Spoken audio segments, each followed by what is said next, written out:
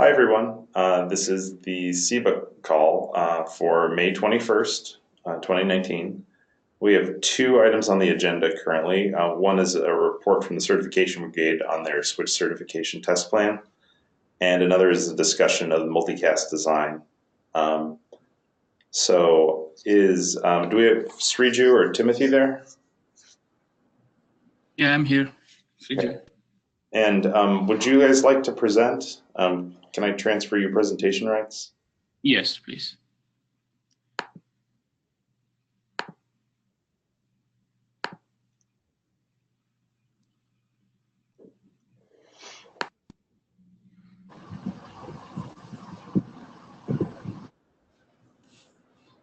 Let me know when you can see my screen. I can see it. All right. Yeah, to just give a brief introduction of Certification Brigade if someone doesn't know about it. So this is a brigade which targets to certify vendor products and VNFs to prove that it is good for SEBA or any other such certifiable domains. Like in future, it can be for MCore or anything like that. So we have been working on this, and we can find more details in the wiki. So the link, the page which you see on the screen now, so it gives details about more details about the activities of the Certification Brigade, the goals, how the program works, who are all interested, like the various activities going on, and also we have the links to the various documents we have made. So that's just for an introduction of what the brigade does, and we have been as part of the certification program. The first thing which we started working on is the fabric switch certification. And today, we have been working on the test plan and the other activities for test scripting and everything for some time. And we internally have come up with the test plan for the switch verification. And in today's SEBA call, we intend to present to the TST and get the documentation approved. So let me quickly change my screen to the verification document. So I circulated this document, I think, last week, and it has been floating around for some time within the Certification Brigade. So there is no time to go into the details about the whole thing, but I'll give you a summary of how the thing is organized. So as you see in the first screen, like this is the certification logo which we came up with. So any vendor who goes through the certification process and all the test cases gets passed, and after he needs to send the logs and the necessary reports, the lab has to send all the things to ONF, and upon approval, so the product, that particular product will be certified for running in a SEBA type of environment. So that's the idea. To get more details about the procedure and the policies, there's a separate document which I'm not going to go through it today. But this document is purely a test plan, so there is no intention to go through the real principles and policies. So this is still a draft version, and once we get the approval from the TST, so we'll be changing it to an official version.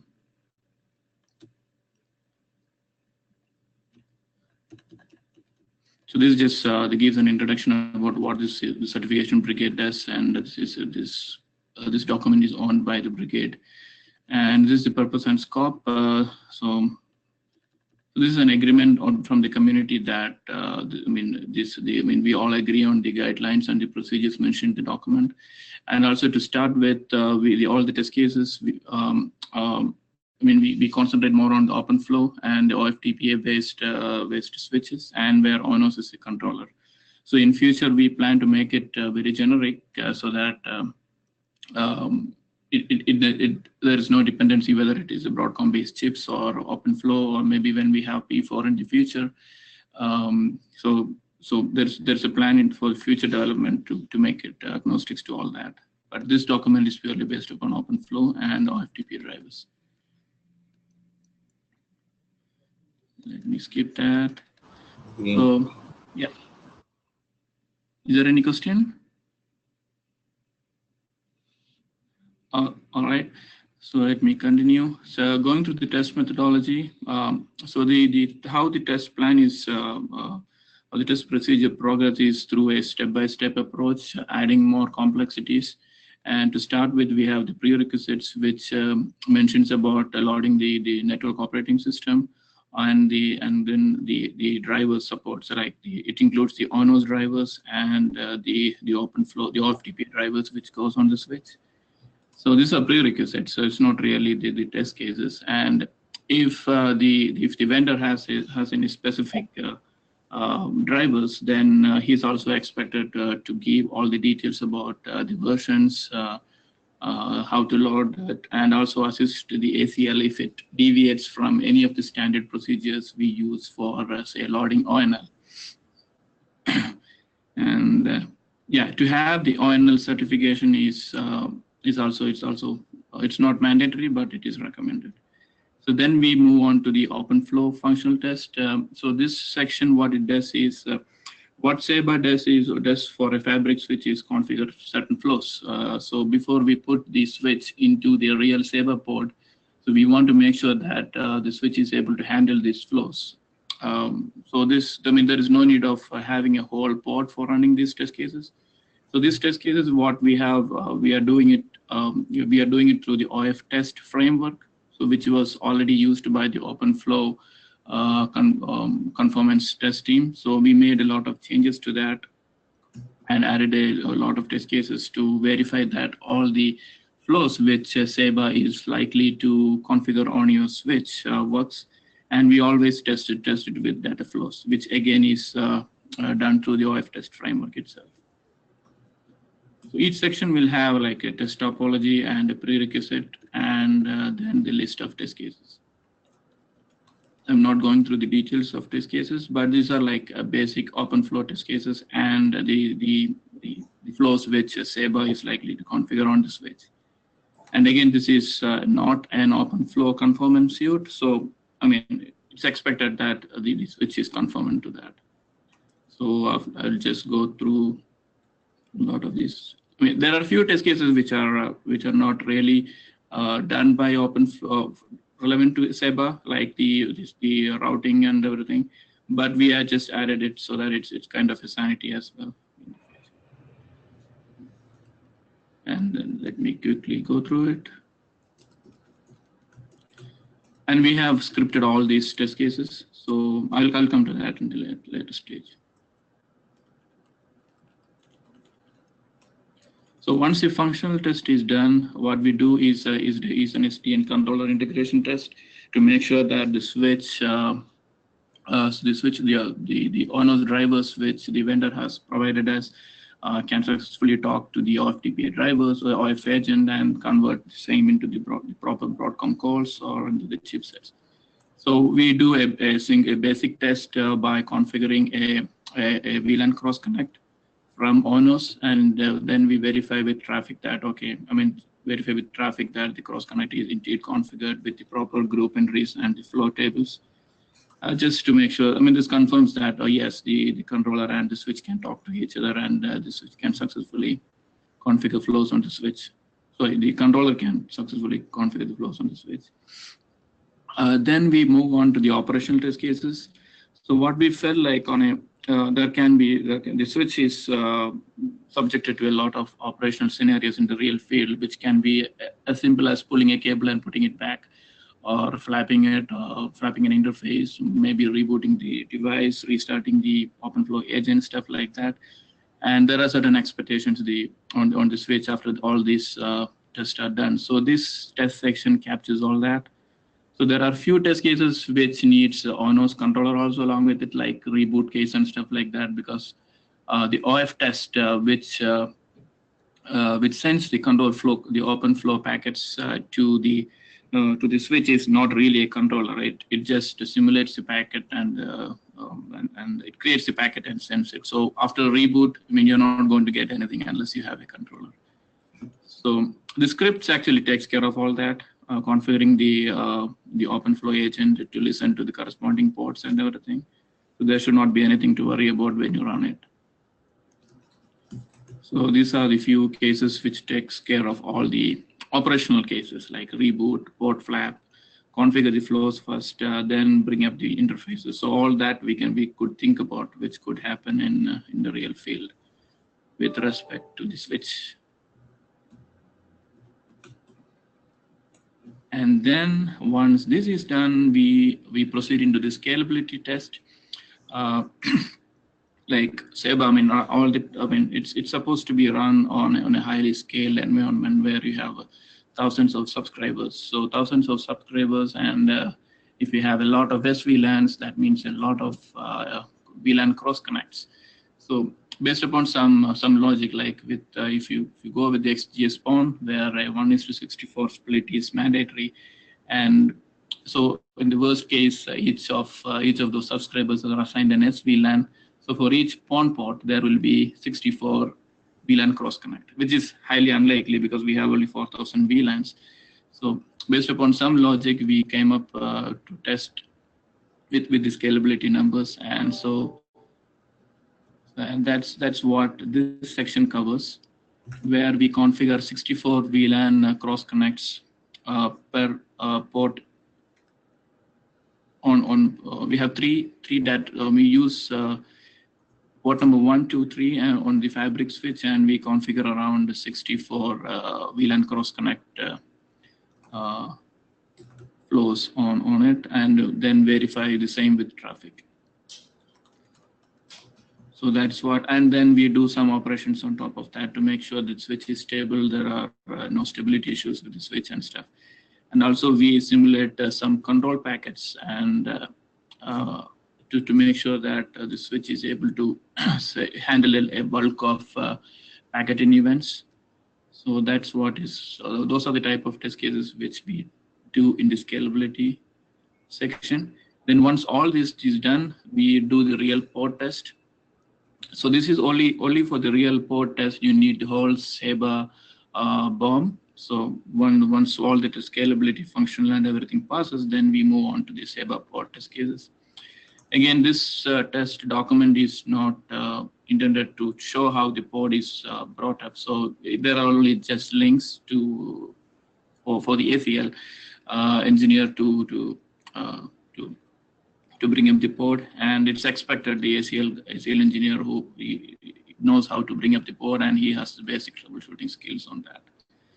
So the prerequisites, it's like mostly related to the port. All the services are up, all the Kubernetes SVCs are reachable and stuff like that.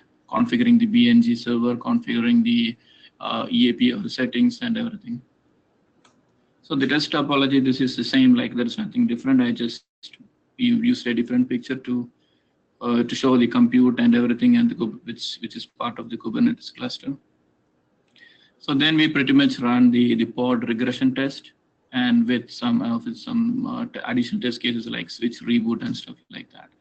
So once all these test cases passed, then with the logs and everything, it should be sent to the ONF, and on approval, that particular version of the fabric switch will be certified for SEBA 1.0. So that's the whole idea. And come at the end, we have the appendix section which shows the EAPL configuration example, the DHCP configuration examples, and some links. So that's pretty much what is in this document. So if there are any comments. So, Sriju, when a switch is certified, does it gets the badging, but it also, are we using this as input for, historically we've had like recommended hardware or lists of equipment that's either being tested on or has passed, or we recommend for setting it for test labs or for deployments. Is this going into those lists as well? Yeah, what we don't actually, the recommended hardware list is part of the code guide. So what we like to have is like to have a separate page under this where it lists the certified components.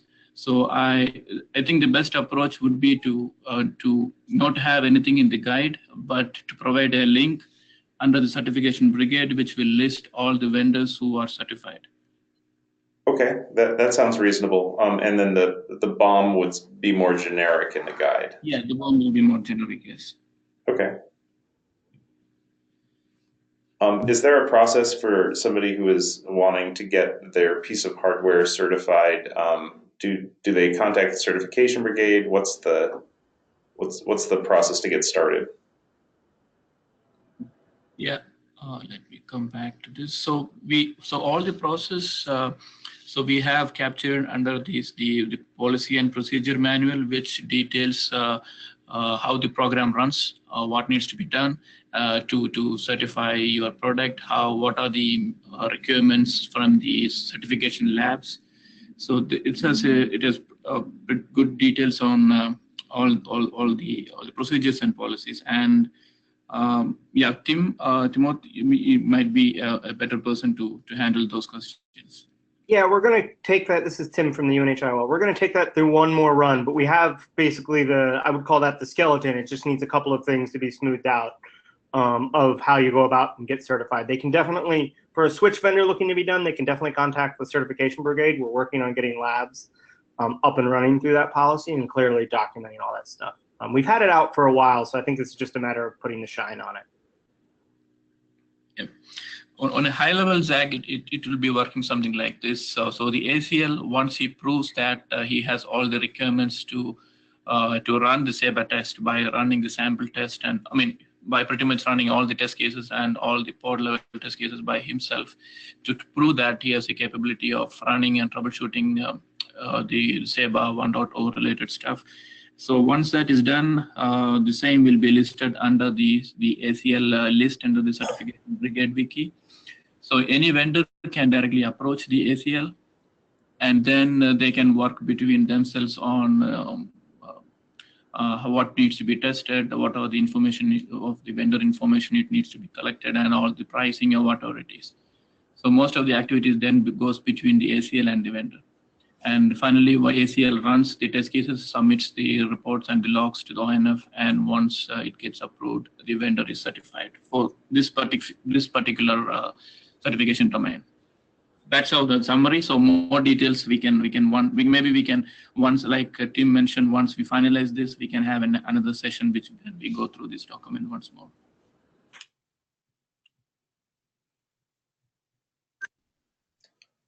Are there any other questions? Okay, thank you, Sriju. Yeah, actually, I have a question. Is the next plan for the certification brigade to start on OLT or Yes. a second version of the switch? Yeah, I think like there is more demand for having the OLT certification. So the primary goal for the next thing is to have the OLT certification. And based upon the availability of resources, SEBA 2.0 is also attractive for the switch. Also, like when new features like lag, multicast support, and everything, which will have additional flows into the switch. And lag is a pretty, I would say, a pretty complex feature compared to anything what we have now, because there are a lot of operational scenarios in it. So based upon resources, we plan to work on that as well, to have the Fabric switch test plan upgraded to SEBA 2.0. But the primary focus was what we think should be on the OLT certification. Okay, makes sense. SEBA 2.0 is unlikely to have anything different for the switch. Mm-hmm. Lag was initially in the plans, but ONF doesn't have the resources to do it. Oh, I see. We tried to start a brigade to generate interest in the community, but there were other brigades that we had to manage that were more urgent, like the FCAPS ones. So ultimately, we pushed out the lag requirement to beyond SEBA 2.0. Oh, I see. Yeah, if there is no lag, yeah, please go ahead. Yeah, I mean, that's all I'm saying, that actually the other thing was multicast, and multicast is in the plans for SEBA 2.0. I'll talk about that next. Okay. But it might just come as a beta feature. Due to some delays, it's possible that Multicast will not come in all fully qualified and stuff for Right. SEBA 2.0. Yeah, those are the main features which I thought like will bring a change in what flows SEBA will be configuring on the switch.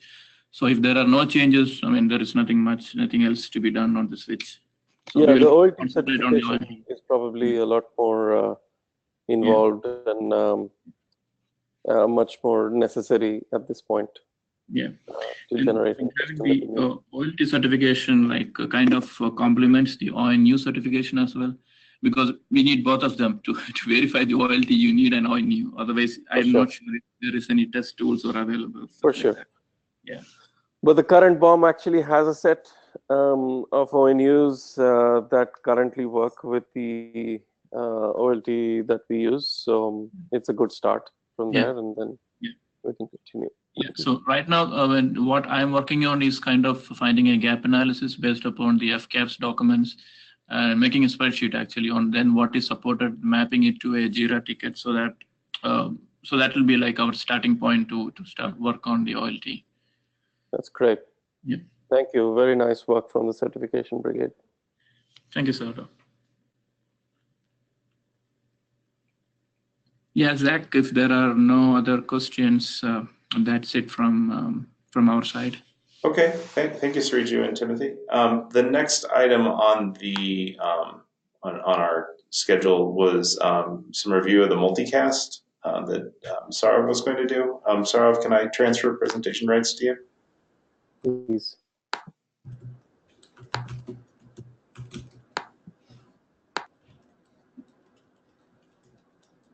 Okay, so I realized that we have been discussing multicast for a while, especially in the multicast brigade, and we're at a point where I think we should let the larger community know about what's going on in the multicast brigade. And so this is the design document that everyone has access to, and the way to get to this design document is, let's see, you if you go to the wiki, if you go to the wiki and SEBA, the SEBA project page on the wiki, you'll find that we have a Google folder, a Google Docs folder that says design documents. And if you click on that, that'll bring you to this page for SEBA, where we have all of our design documents. And so one of them is this multicast in SEBA document, right? That's one way to get to it. The other way to get to it is back from the wiki. If you go to the CORD calendar, then you can look for the time of the multicast brigade. So it's on Mondays at 8:15 a.m. Pacific time. And then if you click on that, it should the invite should also have a link to the document. Okay, so now moving on to the document itself. The basic idea is that at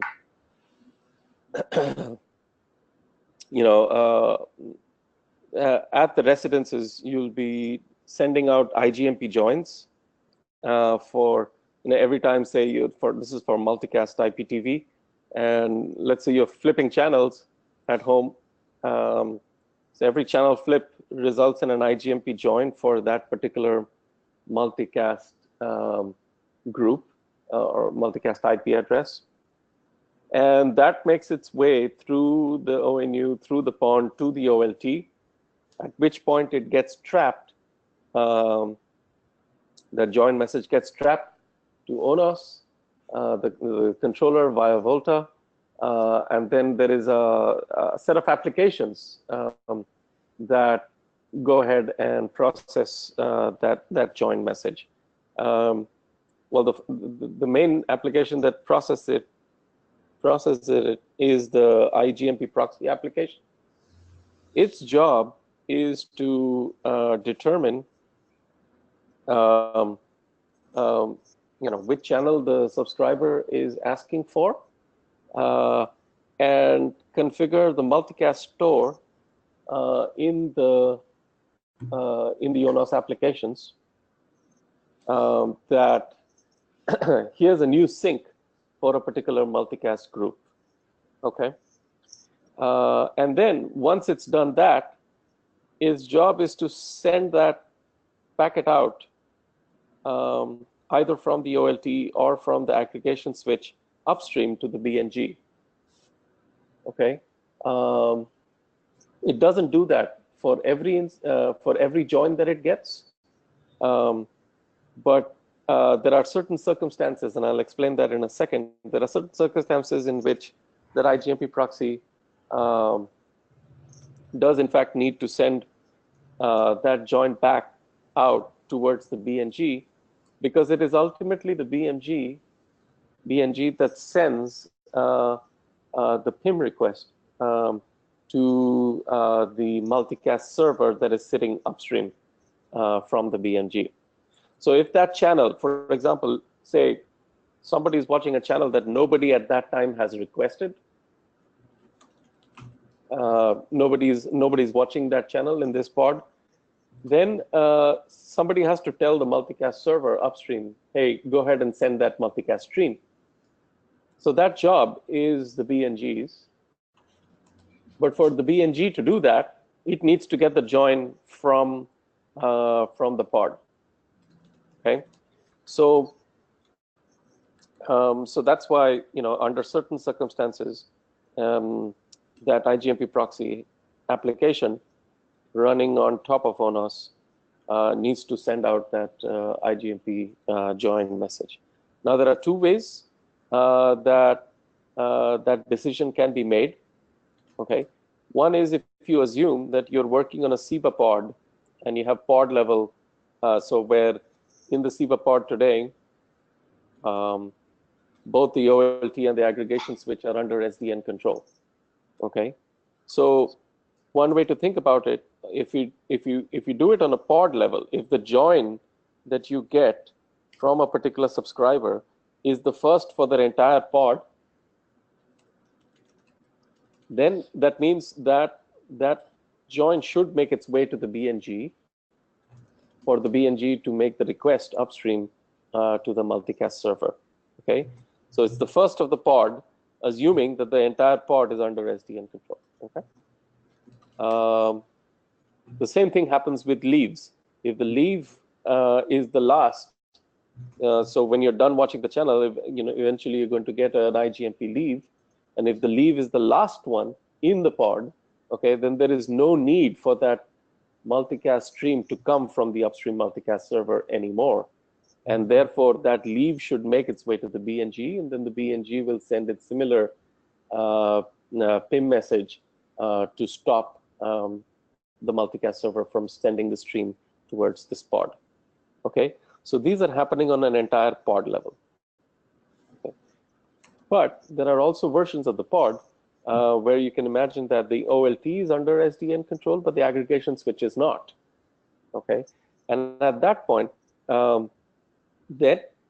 instead of doing these joins and leaves or sending the joins and leaves on the on a pod level, you need to do it on an OLT level. Okay, so actually, just wait, we have to do it on an OLT level. That means we're going to do traffic. Oh, I meant that, let's say if it's the first join on this particular OLT, then it'll be sent onwards towards the aggregation switch. The join from Igmp proxy app will send that particular join if it's the first on the OLT level, right? So if subscribers on different OLTs, watch the same channel and it's the first, then a join will go from here and a join will go from here, because the aggregation switch has to know that, if it's non-SDN controlled, it has to know that it got a request from here as well as here, so it needs to replicate that traffic. Okay. So there's two ways of you're expecting a snooping function to exist on the AG switch. Yes. So in traditional, if it was non-SDN control, it was a traditional functionality. Then yes, the aggregation switch does need to snoop on that, and that's how it will know that it needs to do this replication. If this was all SDN controlled, right from the first snoop that happens on the OLT on a pod-wide level, the ONOS apps will know where to do the replication. So you don't need a second snooping function to happen on the AG switch. Okay, so two modes of operation. So now describing what actually happens after that snoop. So you have your IGMP join making its way to the IGMP proxy app. The proxy app registers a sync for that particular channel. The source is actually configured. It happens to be the NNI port on the aggregation switch. So this is now your source.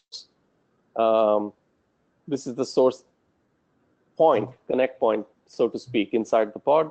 That's your source, and now you have multiple joins across the pod, multiple syncs across the pod. So just with that information, we have enough to map the path to have the replication happen here, the replication happen here across PON ports, and also, once it happens across a PON port, it's of course broadcast to every ONU on that particular PON, and it's up to the ONU to filter away the stream, depending on whether the RG or the set-top box has asked for it or not. Okay, so with the IGMP proxy app and the configuration doing the syncs and stores in the Multicast store, the Multicast store will send notifications to two different applications. One of them is what is written as the CORD Multicast app. What this is going to do is program Volta and therefore the OLT to do the replication inside the OLT across multiple PON ports for that particular channel.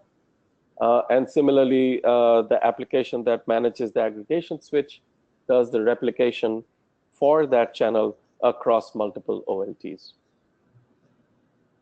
Okay, so this is the basic idea of the multicast design. And then in the rest of this document, you will find the set of stories. So we have links to the JIRA. So you can see on JIRA, we have on the multicast workflow epic, we have a number of stories that are reflected over here for the IGMP proxy application, the CORD multicast application, and the segment routing applications, as well as the OLT application, which I don't see listed here because it's probably discussed in a different section. There's also a there's a section that describes the changes that need to happen in Volta. Again, these are reflecting JIRA items that you will find listed under the Volta JIRA, again, under an epic known as multicast support. You will find a number of these stories that are linked back from the design documentation. Of course, there's going to be changes that will configure the ONU adapter, OpenOMCI ONU adapter, because ultimately you need to configure the ONUs as well. Because like I said, once the stream is broadcast down a PON, every ONU on that PON is going to get that stream. And there has to be a way to filter away that stream from reaching the user if the user hasn't asked for it. There's stories related to that, and some related to OpenOLT as well. And the initial trap rule that gets put into the OLT, there's there's a story for that as well, because everything's dependent on that trap rule. If you don't put in that trap rule, and you won't get the joins coming from the set-top box in the first place. But there are certain rules for putting in this trap rule. For example, in the AT&T workflow, you can't just generically put in a trap rule for every pawn or every subscriber on every pawn, because some have to be authenticated first before we allow things to happen in the data plane. And Multicast is a data plane service, so we have to ensure that the ONUs get authenticated first, and then only for the authenticated ones do we put in a trap rule. Okay, so there is an input port that must be accounted for. So you will only put in an input port and a trap rule for this particular ONU, let's say, when this has been authenticated, but ensure that this one, which may not have been authenticated, doesn't send IGMP joins that make its way to the controller, right? So there are certain rules for these trap rules that are put in, and that's also defined over here. Then there are things for the drivers in ONOS for Volta and how it should look like. And some possible improvements that we have already gone through the design discussion and accounted for. This was the difference I was telling you about, things that can be done on a SEBA pod level, or if you were modular and you were doing some things that come from SEBA and some things that are, say, using traditional networking, it should work in both cases. So that's what's handled over here. Now, the one last thing that I do want to talk about is the fact that in the Turk Telecom workflow, there are requirements for having multiple TCONs. And if you're not aware of it, that's fine, what this means. But in the PON, there could be ways of having different services on different TCONs and therefore different bandwidth assignments. And that's how Turk Telecom does it. AT&T does things on a single TCON. And so there are certain differences between how Volta has to, depending on the tech profile configuration, has to manage the multicast service to be either on separate TCONs or all on the same TCON. And we are still resolving these issues right now in the multicast brigade. So right here in this section that Netsia or Gamze from Netsia has added, there are details about how multicast needs to be handled in the Turk Telecom workflow with using multiple TCONs. And we're still trying to figure these things out and how the same code base in Volta can manage both multi-TCON as well as single TCON and then the multicast services on it. So this part, just the adapter part that does this tech profile implementation for single versus multi-TCON, that's still under discussion. And so that's going to cause a little bit of a delay, which might mean that multicast may be released as a beta feature if it makes it in, if all the work that needs to go in from the multicast brigade makes it in time for SEBA 2.0. If not, we will need to push it out to SEBA 2.1 that comes afterwards. Okay, so that's what I wanted to say for multicast, and I'll be happy to take any questions. But please do go and look at the stories if you're interested. Currently, the multicast brigade has contributors from Netsia, Infosys, and Sterlite. So if you're interested in contributing, do take a look at the design document or attend the multicast brigade meetings on Monday. Any questions?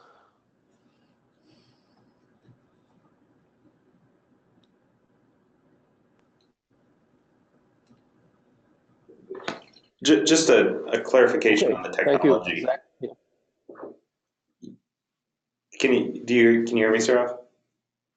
Yeah, I can hear you. Okay, just a quick clarification on the technology. So if a multicast stream is coming down to multiple ONUs, my understanding is that how the technology works is that there's some level of encrypted channel between the ONU and OLT so that different ONUs can't read each other's traffic. Does that change with multicast? Because multiple ONUs would need to read from the same stream of data.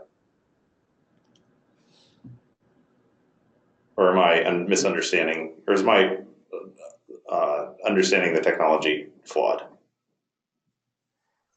I'm not sure if this is an encrypted channel.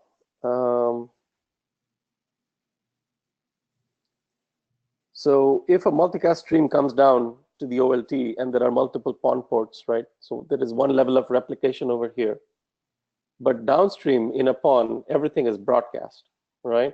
Right. So if only this particular RG has asked for a particular channel, and that channel is entering this PON, every ONU is going to receive that channel, even though only one RG has asked for it.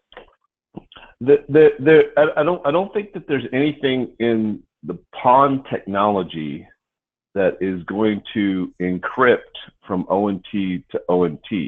Now there may be applications on top of the technology that ensure whatever the RG does on top of the channel at a higher layer that is going to ensure that subscribers don't get other subscribers' data.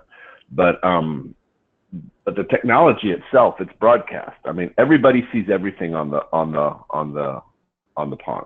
so it's not.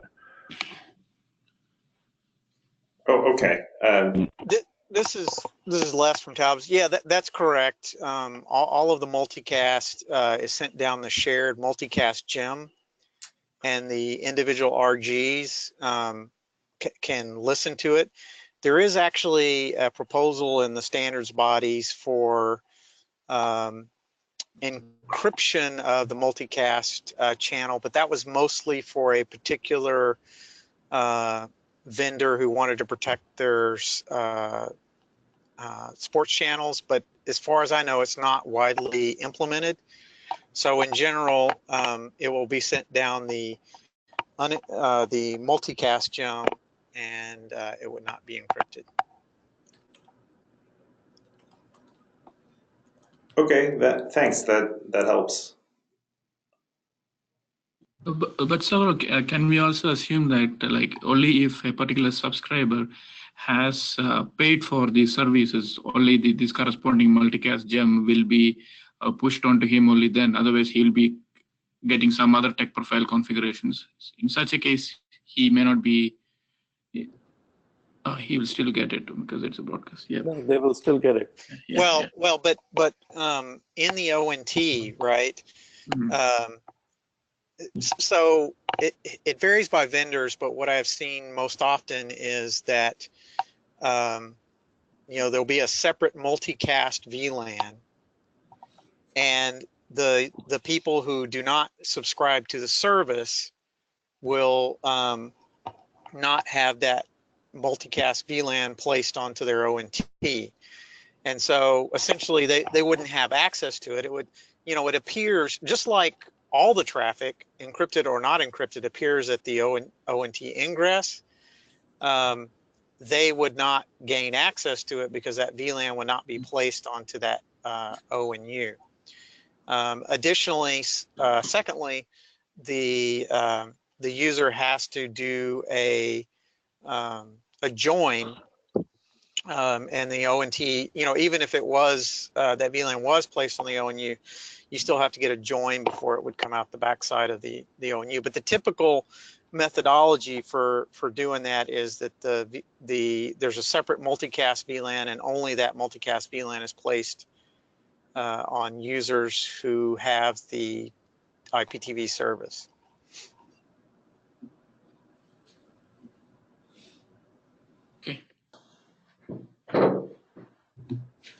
Okay, thanks, Les. Are there any other questions?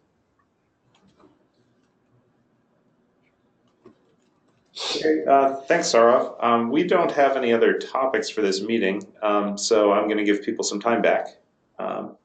Thank you all. Talk to you next week. Bye, guys. Thank you. Bye. Thank you. Bye. All right, everyone.